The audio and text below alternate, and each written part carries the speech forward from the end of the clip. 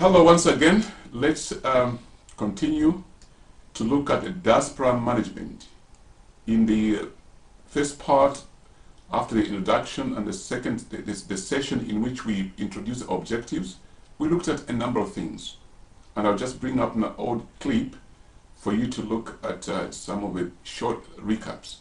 But if you are unable to access any other materials, please use the CDs that you've given to you. If your computer keeps crashing at some point because of the internet is slow, use the materials we have given to you in your folder. This is part of your benefit. Whether internet is running or not, you can still continue learning because the resource that we've given you is independent of the internet. Now let me quickly just recap the objectives, and then we'll continue. I'll just get out of the way for you to be able to see. I just want us to look at the following objectives, which we began earlier on in the first part.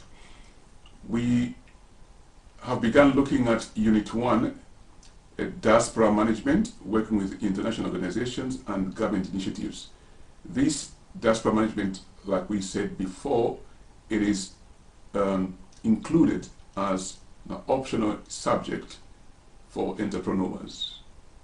So an entrepreneur should be able to understand or demonstrate ability to manage diaspora, because we are in a global village. People that have left your nation or the nation you've come from or other places you go to, you've got to understand them in the context of you having left your own country and you dwell amongst them as somebody from the diaspora. That's very critical, that's very important. So we'll be looking at those factors. I just want to power up my PC there. Okay, excellent.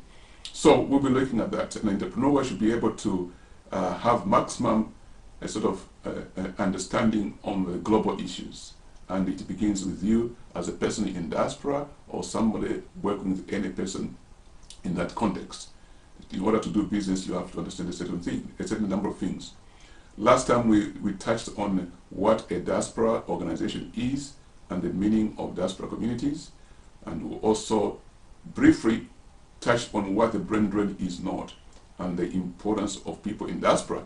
And I just want to say something on this aspect because in the last session I didn't really sort of talk much about the brain drain, what it is not, because we've known and heard many times many nations talk about brain drain. When their people leave the country, go live elsewhere, they sing brain drain. I want to tell you that actually that could be an advantage rather than a disadvantage, simply because people did not know how to harness brain power that has left the country. And then we'll look at how to harness the resources that are available within the diaspora base and how you can effectively contribute to the development of the country where you're now resident. And I hope in this session we can also cover this, how to develop your skills to become relevant to the constant change in economic structure of the global village. In this unit, you'll find that a lot of things that you looked at from a negative perspective actually will become positive as you go through. Now, let me just look at this part, what the brain drain is not. And before I actually go into there, I want to bring you to a place of assessment. For those who are going under assessment, this is a criteria upon which you'll be assessed. Okay, for those who are doing as a workshop, if you wanted to, just for the sake of activity, you can produce this evidence, but you won't submit them for assessment because for you it's continuous professional development. Just like I always say in every session, if you want in the future to present this material for assessment so that you can be awarded either an award or certificate or diploma, then you have to organize them as required and present them to your assessor. And of course you'll be able to meet certain conditions, both finances and the structure and the quality and the quantity of work that you produce. It's fundamentally important for you to know that. So don't waste time. If I were you, I would be collecting some evidence in the background. It also enhances your learning It's not just a case of KSRS that what will be will be. No, no, no. You've got to plan and be proactive. Okay. Let's continue here. I want, once we go through this, we'll be able to meet all these criteria, and please be to the point. Bullet points. If it needs description, just describe things. If you need to present a resource that you produced in terms of recordings, do that. I think it's clearly stated here. For example, on the poster which I described last session, you might need to record an audio or video, and it shouldn't last more than 20 minutes. Anything beyond that, we won't look at it. We want something that is clear to the point in 20 minutes. Okay, if it's a poster, it's A3 poster, for you to be able to meet P5. Okay, with that in mind, I just want to go and justify the reasons why we think certain things, what they call brain drain, is not really brain drain, and then see how we can work with that. Are you happy? Okay, let me simply say this. Let's have a diagram. You can draw your own diagram as well if you want. I'm gonna have let's have a diagram here. Here is a box. Okay, this is full of stuff, and this is a brain. Okay, and this brain is in this environment. This environment is called country A. All right. Country A has a number of requirements or needs per se. You can list them, you can name them. Let's have an example. What could be the obvious needs for country A? Let's say waste management. Okay. Waste what? Waste management. Let's identify some needs. Think of some needs that you have in your own country, wherever you are learning this material. Think of some needs and list them. Let's list them together. We're going to compare the list. Waste management is one other need. What other need? Okay. Better educational system.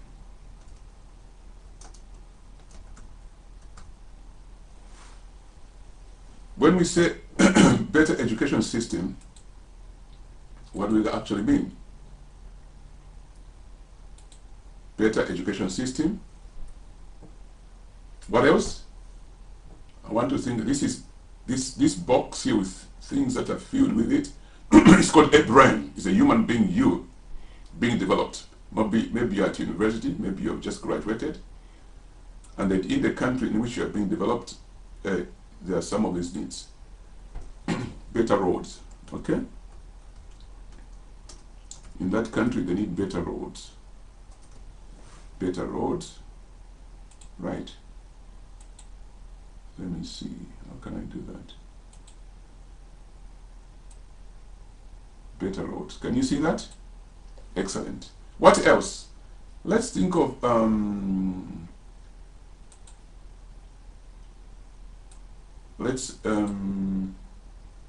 any domestic issues that you can think of. Domestic needs. Domestic needs. Let's talk about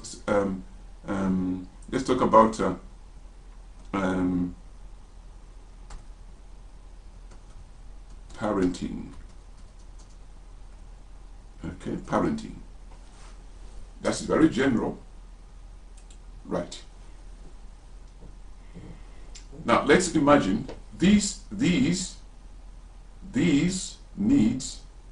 as you are seeing them here, are in this country where this gentlewoman or gentleman is. This person, this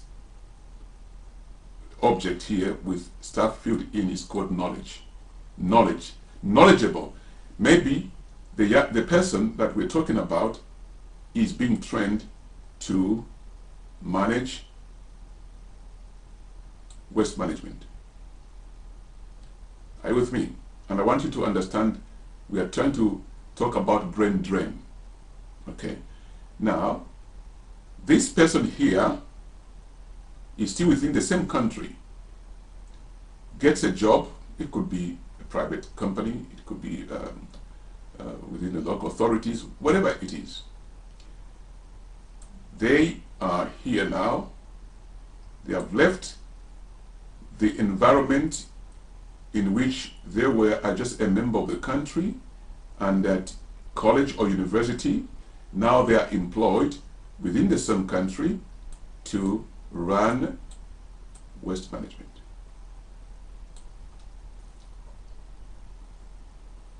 Are you following my drift? Now let us assume this person does a very good job to develop and run this to a certain degree. Very good. Now we get another person. This one comes over here and they are given a task to do what? To improve roads. This is, their degree was in civil engineering, or as the case might be. Let's assume that they also do a very good job. Another person from within the same country, they're now employed to run systems that will look at better education systems. Now, every single person in this category is qualified and the brain is full of that knowledge. So I want you to understand what the brain drain is not and what it is. They're in the context of their own environment, context of their own country, well educated, and they're running departments very well. There is a satisfaction of the use of the knowledge, what they learned and why they learned it for, to develop the countries of origin or countries where they're resident and within their discipline. Now, for example, this gentleman or gentlewoman that we bring over here spends all the time drinking tea, coffee, going out for breaks when there's no break.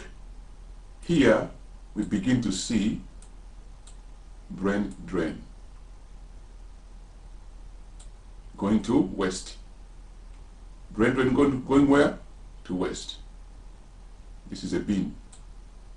Because the person that is given charge of a specific job, all the resources are there. They find themselves not doing the job as they ought to be doing. Why? Because they are not using their knowledge properly. Therefore, there is a brain drain there. They begin to use their brain, their knowledge, for something else other than for which they are appointed. Maybe they are running a business on the side and they're spending all the time running their side business rather than the actual job for which they were appointed. That is brain drain. We'll continue on another scenario. Let's pause a little bit here. I want you to think about this break. If you're working in groups or by yourself, I want you to sit down and brainstorm and look at examples where you've seen brain drain and yet you're within the country where you were born and you're working in a department. If you see that, I want to write a sort of develop ways in which you can correct that.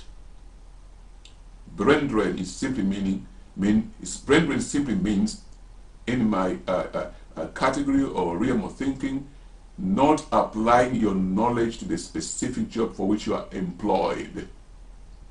That's brain drain, wastage of the knowledge that you have.